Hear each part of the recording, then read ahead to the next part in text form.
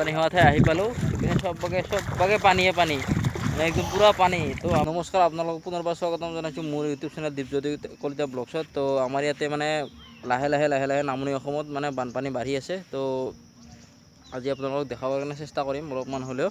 তো আপাৰ আচামত কিন্তু লাহে লাহে কমি আহিছে। তো আমাৰ ইপিনে মানে অলপমান বাঢ়ি আহিছে। তো ইটো চাইডে পানী আছে এইখিনিত। তো আমি এইখিনি যিখিনি জেগাত আছোঁ ন, সেইখিনি জেগাত বৰ্তমান পানী নাই। তো আমি যাই আছোঁ অলপমান বহুত দূৰত, বহুত দূৰতে ক'ব গ'লে। তো চেষ্টা কৰিম অলপমান দেখুৱাৰ কাৰণে, ইমানটো ৰিক্সো ল'ব নোৱাৰি। তো কি পাৰোঁ দেখুৱাম আৰু আপোনালোককো।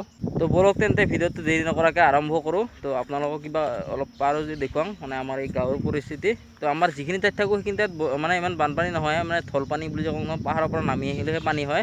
তো মানে অলপমান তো পানী আৰম্ভ পালোঁ। তো ইয়াতে অলপমান বাগৰি আছে পানী, ৰাস্তা পাৰ হৈ ইটো চাইডে পানী বেছি আছে, এনেকৈ গাড়ী ধুই আছে।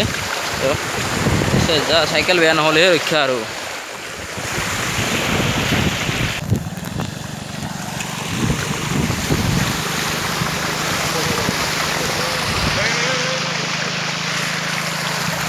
তো সিপাৰে যাব নোৱাৰে আৰু ইয়াৰ পৰা মানে গাড়ীবিলাক চব নগৰপাৰা লাইনৰ গাড়ীবিলাক, মানে গুৱাহাটী যায় না, সেইবিলাক গাড়ী ইয়াতে চব ৰাখি থৈছে। চব পানীয়ে পানী, চব বগা হৈ গৈছে একদম, পূৰা পানী একদম। আহি পালোঁ। ইপিনে চববাগে পানীয়ে পানী, মানে একদম পূৰা পানী। তো আপোনালোকে চাব খুজিলে আহিব পাৰে কিছুমানে, বহুতে। তো মোৰ এটা কথা, নাৱত উঠি এনে মানে যদি সাঁতুৰিব নাজানে না, তো বেছি দূৰলৈ নাযাব। কাৰণ সেইদিনাই দুদিনমান আগতে, দুদিন না কেইদিনে হ'ল, ফেচবুকত চাই আছিলোঁ মানে কিবা এইয়া দুটা ল'ৰা মানে ভিডিঅ' বনাব যায় না, ওটা লৈ গৈছে। তো সেইবিলাক ভুল নকৰিব, মানে আমি ইমান দূৰলৈকে নাযাওঁ। ইটো ৰাস্তা মানে যদি আগে পিছে আহি পোৱা নাই না, নাযাব। ক'ৰবাত বেলেগত নুমাই দিব গাড়ী, মৰিব একদম। মানে পানী বহুত।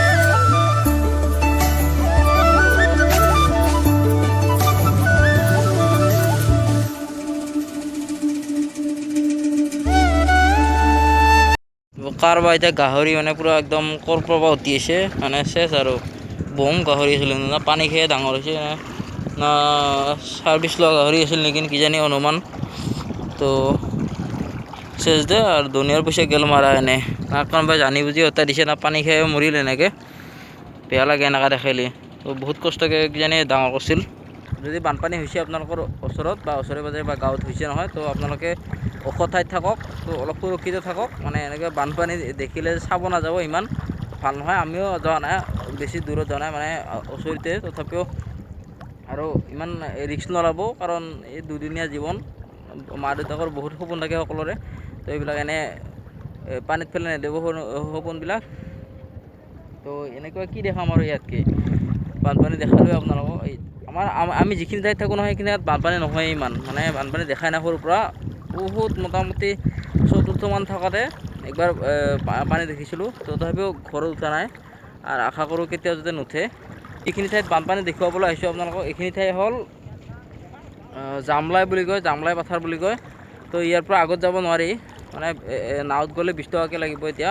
তো ইমান কিয় ৰিক্স লওঁ, কাৰণ মৰবা নোৱাৰি ভাই এনে। তো বহুত কথা আছে এইবিলাক। এইখিনি পানী কিমান আছে আগৰ ফালে? বহুত পানী না, গাঁওগিলা ডুব গৈছে না?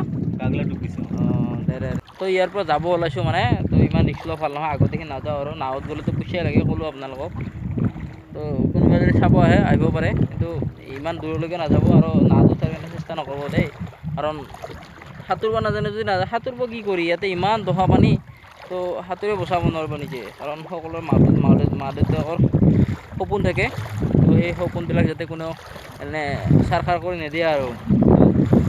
এইখিনি কৈ এইটো ভিডিঅ' ইয়াতে সমাপ্তি কৰিম বুলি ভাবিছোঁ। তো অলপমান ছাপোৰ্ট কৰি দিব আৰু আপোনালোকে।